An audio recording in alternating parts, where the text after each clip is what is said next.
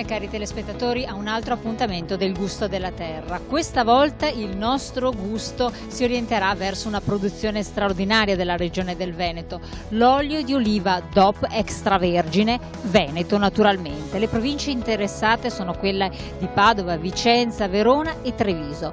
Gli ulivi hanno una connotazione molto particolare, lo scopriremo insieme, dovuta alla tipologia del terreno, ma anche alla ricerca, al rigoroso regime che viene adottato dal punto di vista fitosanitario. Insomma, un disciplinare molto attento, ma per capire come viene prodotto e quali sono soprattutto le peculiarità di questo oro del Veneto, noi dobbiamo lasciare questi bellissimi ulivi e trasferirci in un luogo di produzione. Adesso la stagione è ancora non quella della raccolta, pur tuttavia noi potremo farvi immergere in tutte le stagioni che servono naturalmente per giungere al prodotto finito. Seguitemi.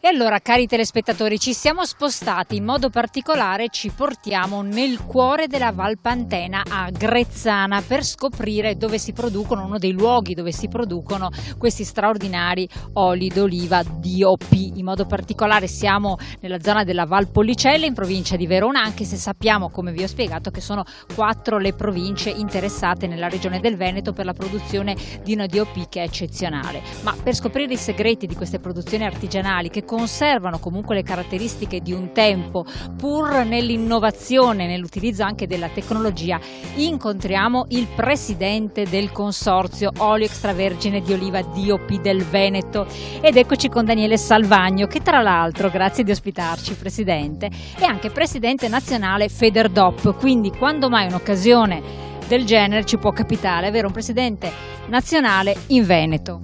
Sì, perché siamo veramente la regione che pesa il 2% a livello nazionale, però siamo il fiore all'occhiello dell'Italia perché abbiamo una valorizzazione veramente di altissima qualità, dei prodotti di eccellenza, e quindi siamo di esempio per tutta l'Italia.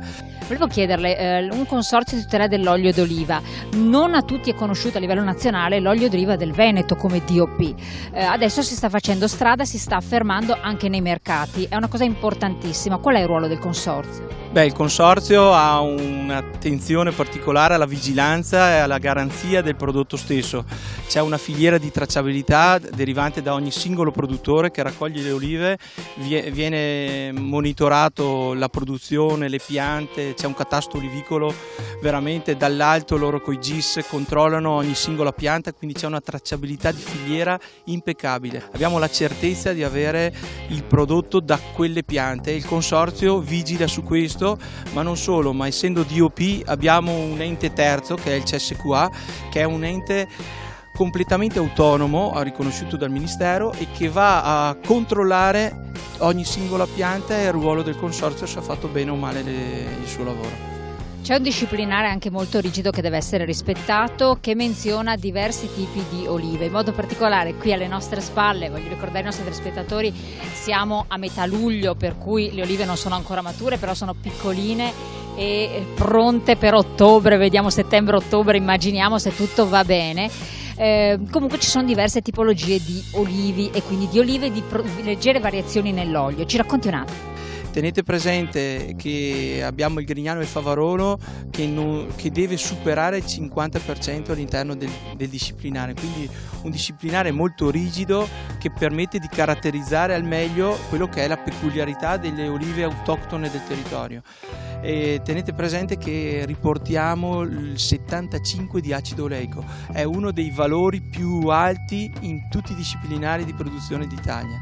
Che valenza ha l'acido oleico? Vorrebbe dire la bontà dell'olio, vuol dire quando si condisce un'insalata l'olio rimane aggrappato all'insalata stessa, non cade in fondo nella ciotola. Quando ci facciamo una bellissima tagliata rucola e grana ci mettiamo un filo di olio crudo e questa è la vera valenza dell'olio. Non deve scivolare, non deve scappare, se ne mette poche gocce, ma di altissima qualità. E un altro aspetto importantissimo che connota la produzione di olive e di olio è il terreno, la qualità del terreno e la tipologia delle piante che poi vengono curate attentamente, idratate, ma non soltanto. Diceva anche l'età, noi sul nostro territorio veneto abbiamo la valenza di tantissime piante secolari, anzi direi millenarie. Poi negli ultimi 10 anni sono state piantate circa 100.000 piante ogni anno e di tutte varietà autoctone. Grazie ai vivaisti nostri abbiamo veramente fatto una valenza di importanza quasi nazionale per l'autenticità delle piante, quindi la propagazione delle piante sono sempre state fatte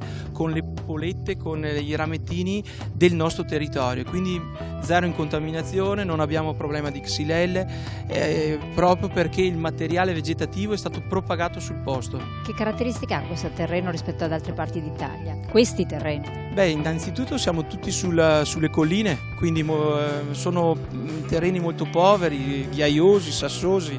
I nostri produttori lavorano tutti in discesa, non c'è un olivo che sia sulla pianura, anzi in pianura magari si pianta la vigna perché è più comoda da gestire coi trattori. In tutte le colline c'è l'olivo teme la nebbia e quindi in collina non ha mai di questo problema. E allora adesso andiamo a vedere le fasi successive, perché la raccolta viene fatta rigorosamente a mano con metodo tradizionale in periodi determinati, quindi ve lo racconteremo, ma poi c'è la spremitura e le fasi successive. Seguiteci.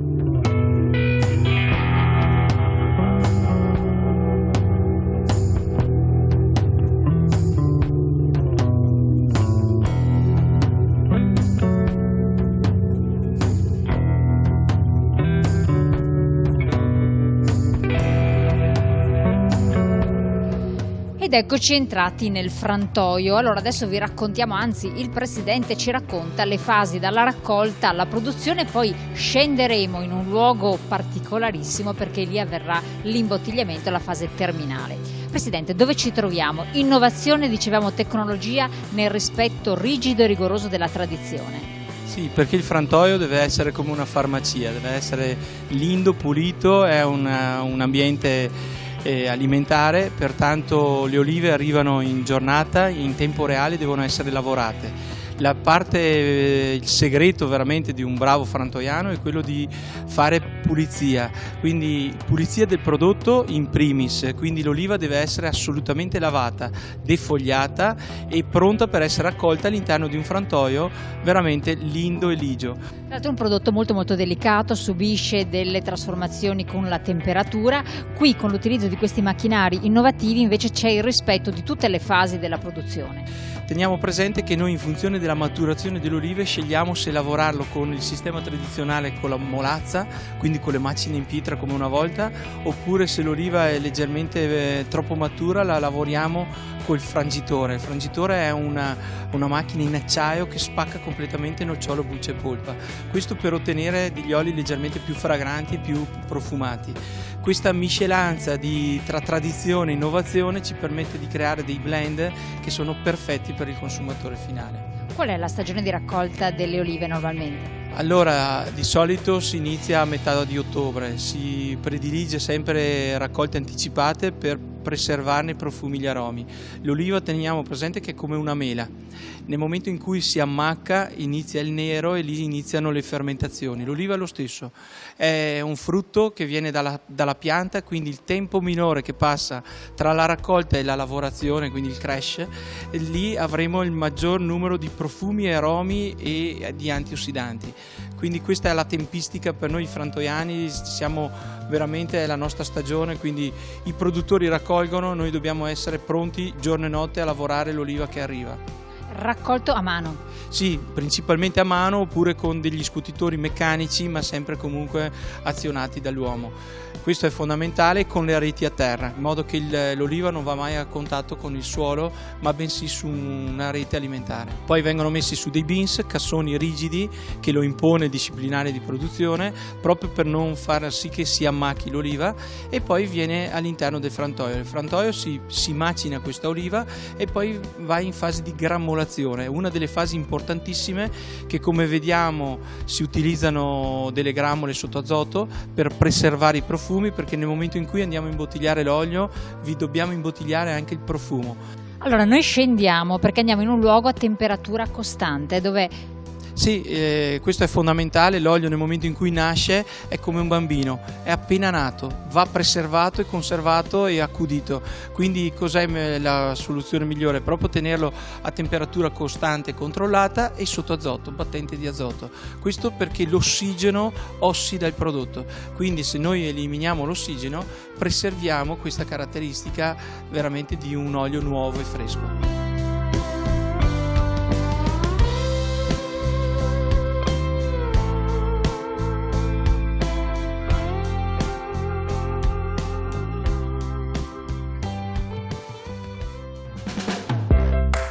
Allora Presidente, noi siamo scesi sottoterra, sotto il frantoio, perché qui si conserva l'olio. Sì, c'è una normativa comunitaria che impone che l'olio a denominazione d'origine si venga conservato dai 15-18 gradi.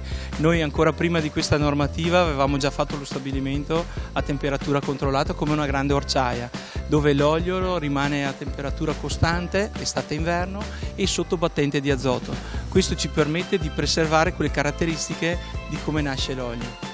Successivamente cosa succede? In quanto tempo si vuotano questi contenitori, questi recipienti enormi? Noi dobbiamo cercare di produrre il più possibile nel periodo di frantoio. Tenete presente che l'oliva si produce ottobre, novembre e dicembre. Poi durante tutto l'arco dell'anno dobbiamo imbottigliare e consegnare il prodotto fresco, sempre fresco, direttamente al consumatore finale. Allora dopo l'olio viene imbottigliato e viene anche impacchettato qua da voi? Sì, direttamente e just in time, quindi vuol dire che quando il cliente chiama gli facciamo l'ordine direttamente in funzione della sua esigenza. Ma il DOP? Il DOP prima di essere confezionato deve essere certificato dal nostro consorzio e quindi vengono gli agenti vigilatori, vengono quando si richiede l'imbottigliamento, loro prendono un campione direttamente dalla vasca, sigillano la vasca e quindi non può essere adoperata finché non gli danno il via libera, fanno le analisi chimiche e organolettiche. Nel momento in cui si assaggiano il prodotto e dicono sì, è conforme alla caratteristica della denominazione, dicono di quella vasca si può imbottigliare X bottiglie e ti danno un bollino che è progressivo e numerato. Questo indica il lotto di produzione, la tracciabilità di ogni singolo produttore che c'è all'interno della vasca ed è questo il vero valore aggiunto che noi continuiamo a dire, che quando andiamo a scegliere un olio a denominazione d'origine c'è dietro a monte di ogni singola bottiglia, di ogni singolo bollino un lavoro inestimabile che parte dal produttore al confezionatore, al frantoiano e allo stesso tempo al consorzio stesso, perché vigila quotidianamente, costantemente su quella produzione, quel bollino. Un'ultima cosa, l'assaggio è un altro aspetto molto importante, la degustazione dell'olio. Noi nell'attività professionale si assaggia col bicchierino, il colore non è sinonimo di qualità, lo dobbiamo sempre dire, voi dovete controllare i profumi di un olio, li dovete sentire il gusto, che deve essere un gusto di fruttato fresco, come mangiare un'oliva fresca.